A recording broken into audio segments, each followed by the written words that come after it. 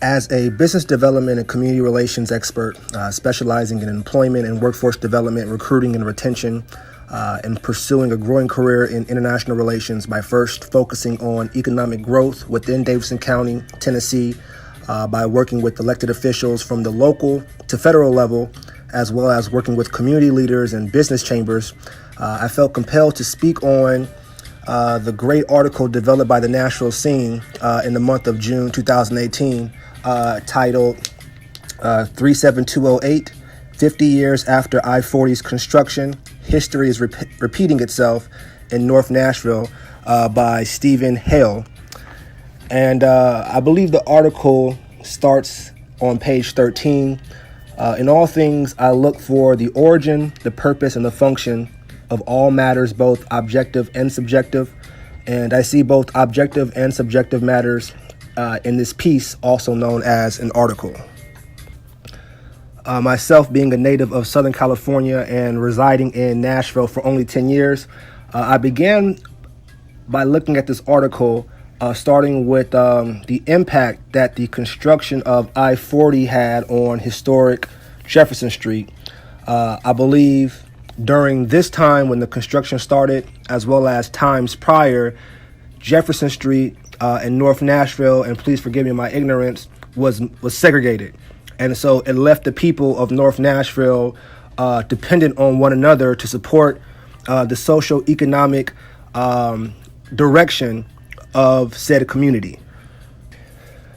The article starts off with talking about displacement of the current residents, and first and foremost, peace and blessings to all parties involved, as we hope and pray that all things work for good. But that includes the residents, who have lived in this area for many years and many generations. And because of the economic growth of the area and not being able to afford the area based upon their current income, and again, folks have been living here for generations, find themselves not only moving out of the neighborhood, not only moving out of the county, but also moving out of the state.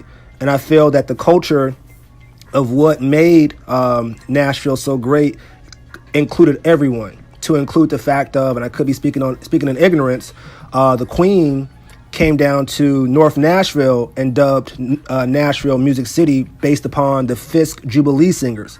And so I feel that all communities and ethnicities played a part, or continue to play a part, in what Nashville continues to become. And so to see that residents are having to move out, based upon income is a very real thing. That includes myself. And so, if I can't afford it, then I have to move out. And I don't want to move out of this great city, this great municipality. I want to continue to grow here. I came here homeless 10 years ago with my girlfriend, who's now my wife. We have 3 beautiful boys here. And it's just been a great place. Nashville is very community oriented as far as people saying, hi, how you doing? How can I help you? With all due respect, these things are not really seen in other mid to larger cities like where I come from. And so I believe that's what makes Nashville so great, is the community orientation. And so for that, I just want to stress to everyone, if you are in the workforce, it's important for you to develop your work skills, to volunteer, to get more experience if you're not actually working, so that you could put yourself in a position to competitively compete for the jobs that are coming and continue to come into Nashville. According to the Nashville Area Chamber of Commerce, 2 of the growing industries, which is Nashville is focusing on 5 industries, but advanced manufacturing and supply chain management are 2 of the growing industries here in Nashville. And when you think of advanced manufacturing, supply chain, you may be thinking of going into a warehouse where it's dusty and, it's hot and people are moving boxes around. But if you go into the modern warehouses and factories here in Davidson County, and the ones that are continuing to develop, you're noticing that the factories and the warehouses are very clean, simply because now you're using machines, also known as basically becoming a machine operator, or using advanced technology to leverage moving boxes and moving supplies. And so now even work in a factory or a warehouse, you have to have those skills technology-wise to be able to compete for the jobs. And these jobs, with these skills can put you in a position to receive $40,000 to $50,000 a year starting off. These positions go up to $70,000, and so the Tennessee College of Applied Technology, as well as Nashville State, Goodwill, American Job Center, all the way down to Jobs Plus Nashville, are doing all they can to give access to the residents to be able to get their skills up, to be able to compete, and to be able to increase their income and increase the pathway to the middle class, to be able to not only enjoy life in Nashville, but anywhere you want to go in America as technology continues to rise, and you got to get your skills up. So keeping that in mind, as we're looking at displacement, if you're still in Nashville or if you have to be displaced somewhere else, please, and this includes myself, focus on getting your skills up. Increasing your skills, your work experience, and your skills is the foundation to be able to sustain a livable wage. But back to the article, not only are folks being displaced, but the way they're being displaced is not very, I would say, integral, meaning that a lot of the residents that are paying rent are finding out days before that they have to move out. They're not getting, 2 months notices to where they can prepare. It's just like that, the property manager or the developer is saying, hey, we bought the property, you got to get out. And especially if you're coming from a more lower income community, that's rough, especially if you're a single mom or you're a single parent and you have multiple children, just to say, hey, you got to get out of here. For the mind, mentally, the psyche, that could be tough for anyone to bear, to include myself. But back to the article. I'm going to read, I believe it's the 9th paragraph into the article, where it states, this is 37208, the heart of historically black North Nashville, and a community in which Nashville's proud progress has been or has often had a poisonous side. The local and federal government's treatment of North Nashville for at least a century has ranged from neglect to outright racist hostility. Around 50 years ago, the construction of Interstate 40 displaced more than 1,000 black residents, destroyed a business and cultural district on Jefferson Street that was thriving against all odds, and slashed across the neighborhoods of the 37208 zip code, cutting it in half. Going further into the article, it also states, now, some 150 years after free slaves began settling here, the cycle of displacement is churning again. Gentrification, driven by Nashville's ascendancy as a new South metropolis, is uprooting scores of black families and sending shockwaves through a community that has rarely known stability. All the while, the poison tree has borne fruit. North Nashville is plagued by a lack of opportunity and scant public investment, and alongside its rich cultural history is a history of poverty, crime, violence, aggressive policing, and mass incarceration. A Brookings Institute study released in March, looking at people born between 1980 and 1986, found that in the 37208 zip code, 1 out of every 7 people of that generation found themselves imprisoned in their 30s. That's the highest rate in the country. Naturally, I say, wow.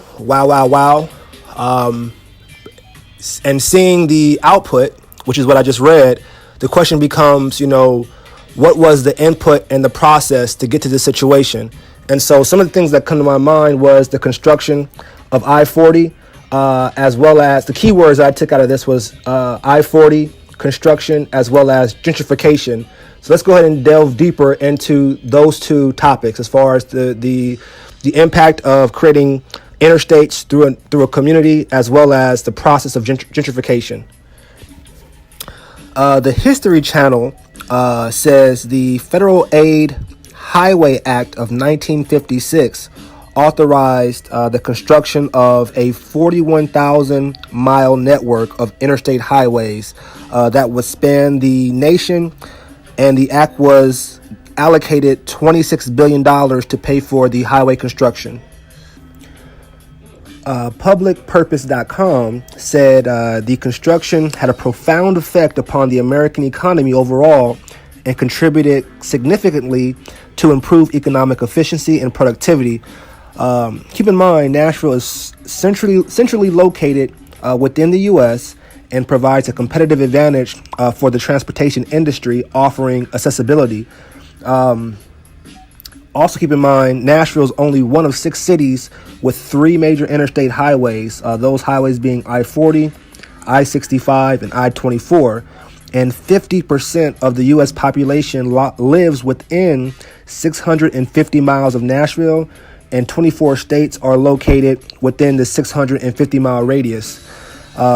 These locations' advantages translate to 1 and 2 day truck deliveries times to move more than 75% of all U.S. markets. I'm going to repeat that one more time. The location advantage of where we are translates to 1 to 2 day truck delivery time to more than 75% of all U.S. markets. Middle Tennessee is within 250 miles of 1/3 of all car and truck assembly in the U.S., offering the ideal location for vehicle shipment and providing more than 84,000 distribution and trade jobs in the Nashville region. And this information came from the Nashville Area Chamber of Commerce.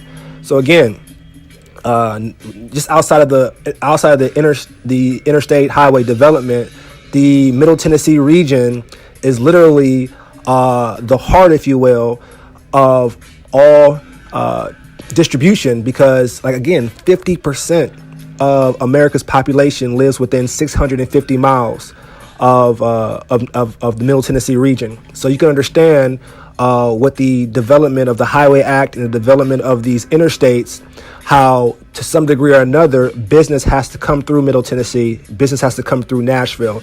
And keep in mind, when you're driving on the interstate or you're on the bus and you see these trucks delivering things, lumber, whatever supplies, those are millions of dollars going across the street, going through the streets.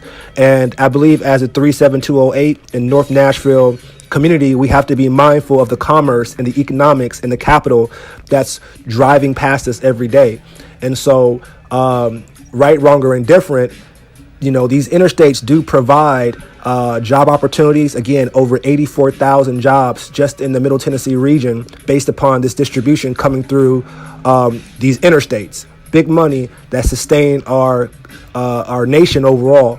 And so, again, right, wrong, or indifferent, just giving us a heads up on the Highway Act of 1956 and how that played a role in the construction of Interstate 40.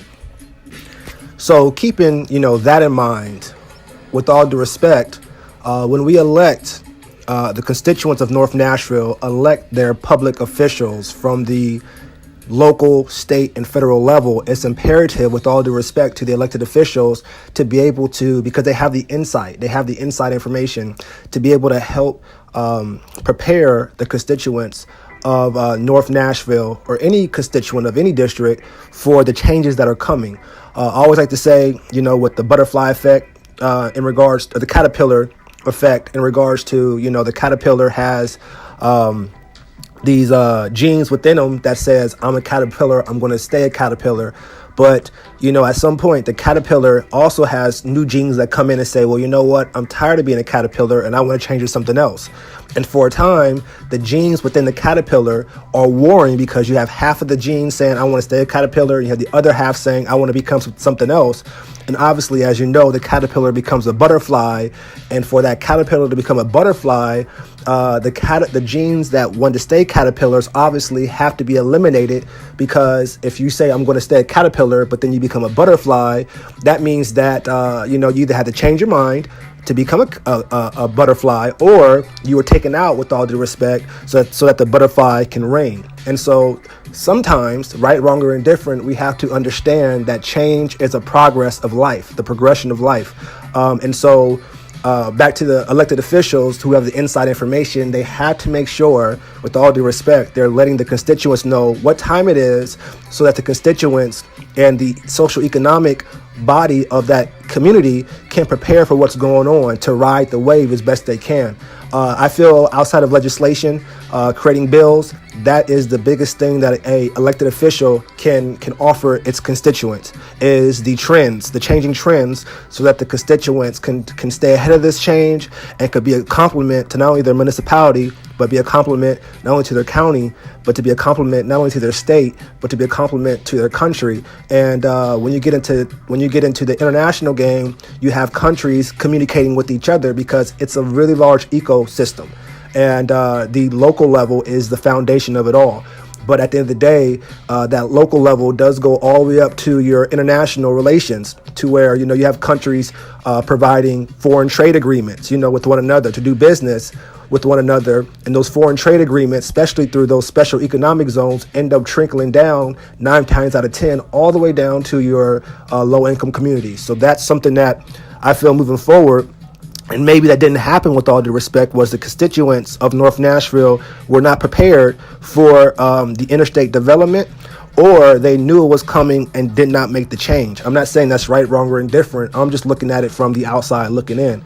And so moving forward, we have to be sure, as elected officials, as well as community leaders in those districts, we have to have a strong communication to be able to ride the wave. If not, in the capitalistic society we live in, if those workforce development skills aren't there, if the communication of the growing trends aren't there, then we could find ourselves in a position where there is more incarceration. Now, the incarceration aspect is another topic, but 9 times out of 10, if you look at the more higher class societies, they traditionally don't have the same incarceration challenges as your lower income societies. 9 times out of 10, the higher class societies are very much engaged in the process, are very much engaged with the key contacts. And for lower income communities, to include myself, it's imperative for us to make sure that we're staying engaged with our elected officials, going to these different city council meetings, going to these different special committee meetings, to be able to not only give out information, distribute information to the community, but it's also a survival mechanism. Very important. Very strong quote in the article I'm going to read as well. And the quote begins now. "They're pushing all of the black people out and putting all the white people in, and it's not fair. Y'all just pushing us out of our domain and where we live and what we know." End quote. I'm gonna put in another quote, starting now. "I don't think it's fair, and something needs to be done about it. But who am I?" End quote. I think that's a very powerful statement, and I can feel, I can sympathize or empathize, with that statement. But at the end of the day, we all have to realize that we are a part of this system. And if you feel like you're not a part of this system, as professionally as you can, how do you become a part of this system in a professional manner, in a diplomatic manner? If we don't know how to do it, these are skills that community residents need to learn, not out of spite, not out of hate, not out of trying to turn over tables, but to be able to be a complement to what's going on, as well as to know what's going on, again, for our survival. And if we feel that we are nothing, not to say the quote, that person said that, but we have to know that who we are is just as valuable as the next person, period. One of the ways that we do that objectively is to obviously get our workforce development skills up, because you got to understand, America talks dollars. That's just how it works. America talks dollars, and it's very important for us to be able to compete for those dollars. And the first way we do that is by first, if we can, to get a job, a high-paying job that can be at least a pathway to the middle class. And with those dollars, we're able to save and invest to become employees, to eventually self-employed, to eventually business owners, and then eventually become investors. I believe that's the E.S.B.I. quadrant that Rich Dad Poor Dad Robert Kiyosaki was talking about. And so if you never even heard of Rich Dad Poor Dad or that E.S.B.I. concept, that's the first thing I'm talking about. We got to open our minds to be able to become workforce development skilled as well as entrepreneur minded. And there's a lot of information that is out there. I think they once said, the best way to keep information from certain people is to put them between pages. We got to open up those pages. A lot of information is online. It's not called the information age for nothing. It's a blessing, if you will, for us to have this information so accessible so quickly. And if we don't take advantage of it while it's here, then we're only going to continue to put ourselves and generations to come in a more challenging position. So we are who we are, and who we are great individuals. And so if we can walk in that light individually and treat each other with that respect as a community, I can almost guarantee that the ears of the elected officials who want to stay in office would be more open to listening to what's going on. I want to go a step further. I believe in the article there was a conversation about racism and classism. And I feel at this point in this geographical location, maybe as far as the country, the topic of discussion now is classism. The development that's going on more so is classism. And classism to me is an important keyword because classism is a form of survival. And I feel classism is more of the color green because you have people of all ethnicities that will work together for the color green. Now, if the classism continues to rise and, then the high class reaches a certain point, then it may turn into racism because, once you have the classism up, then you got to look at, okay, now we're here at this platform as far as classism, but of the classism, let's look at the races. And you might have more higher class of race than another high class of race. And then maybe you end up saying, okay, well, we have a majority of high class than your race, so therefore this can become a racism thing, even though we're all high class. But I believe at this stage, everyone's focused on class. And I believe, like I said, coming from Southern California, with all due respect, there's a lot more classism than racism because there is a lot of diversity in California. But once that classism is established, then that classism can turn to racism. And so I just want to also throw that out. Again, right, wrong, or indifferent. But speaking of racism, I believe toward the end of the article, I'm going to read what the article says. And I quote, "Like black communities in cities across the country, starting in the 1930s, North Nashville was a subject to a racist housing policy that would later become known as redlining. So-called security maps adopted by the Federal Housing Administration color-coded neighborhoods, with red representing areas that were hazardous for lenders. These areas were almost invariably poor and black. The practice means not only that African Americans were largely excluded from home ownership and the chance to accumulate wealth through it, but also that any investment in their neighborhoods was discouraged by the FHA, the Federal Housing Agency, the very agency that could insure it." So with that being said, I don't want to be seen as naive about the racism because that was a very good point there about the challenges that African Americans went through. But the question becomes, and I could be wrong, are African Americans in the same position in the 1930s when it comes to housing? And even if we went up only 2%, question still becomes, are we still in the same position? And if we're not in the same position, is the North Nashville community doing everything it can to take advantage of the lending, to purchase the housing, and to keep the housing? Because I believe that a community only changes when one gives up the property, or when one is not doing enough to invest in the residential and commercial property. And I can see if folks are losing their property because they're getting death threats. I can see that. That's a different story. But if a community is focused on the money and looking to capture a dollar and selling their property, you can automatically see when you sell your property, the property is actually worth 3-4 times more than what they sold it to, that they bought it for, that they gave you the money for. So at some point, individuals have to be accountable, to include myself, and saying, you know what, natural resources and property is more of a priority than the Federal Reserve note, known as a dollar. And so I believe the Declaration of Independence, which we now know as the Pursuit of Life, Liberty, and Happiness by Mr. Thomas Jefferson, which he created in 1776, originally was The Pursuit of Life, Liberty, and Property by Mr. John Locke, who was an English philosopher and physician.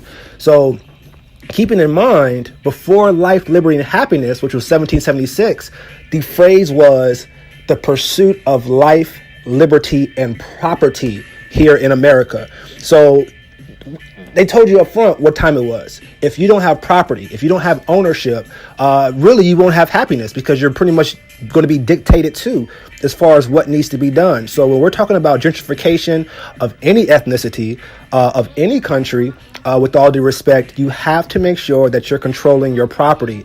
That could be natural resources, or that could be real estate. And so keeping those things in mind, it's imperative for any community of any ethnicity to work together to purchase property and to hold on to that property. And then naturally, you want to keep your community clean too, because those are all things that investors look for in putting money in. Is your community, with the resources that you have, are you taking advantage of it? Are you throwing trash in the streets? Are you trying to make sure that your education is up to par? Are you trying to ensure that the family household is strong to be able to produce sound children, because they're the future of tomorrow? Those are the things that will pursue happiness. But in that pursuit of happiness, you also want to ensure that you're taking your money, budgeting it correctly, and purchasing property as well, because that's how you have stake in the game for your community. And I think that's just a capitalistic mindset more so than anything else. And so when we're looking at gentrification, that's one way for the gentrification to be decreased. And I feel that if you are controlling your property, maintaining your property, you may have a different conversation from the outside parties, because they may be able to work with you. If not, with all due respect, people will look at your community, see that the fact that it is low income, and purchase that property for inexpensive dollars and raise that value, because they're going to take those properties and make it work for them, whatever that may be. And so I'm not taking a stance on this article. I just wanted to shed some light, give my thoughts, and also stretch the mind for future conversations. And again, shout out to Mr. Stephen Hale for putting this article together. Shout out to Brooks Institute. Shout out to the Nashville Scene, as well as the Nashville Area Chamber of Commerce, in regards to what this article is about. And again, if nothing else, peace and blessings to all that hear this message, whatever ethnicity you are, and peace and blessings to the planet Earth, as we're all trying to do our best to survive out here. Danavan Hylton, Hylton Elite Marketing Agency. We're more than just marketing.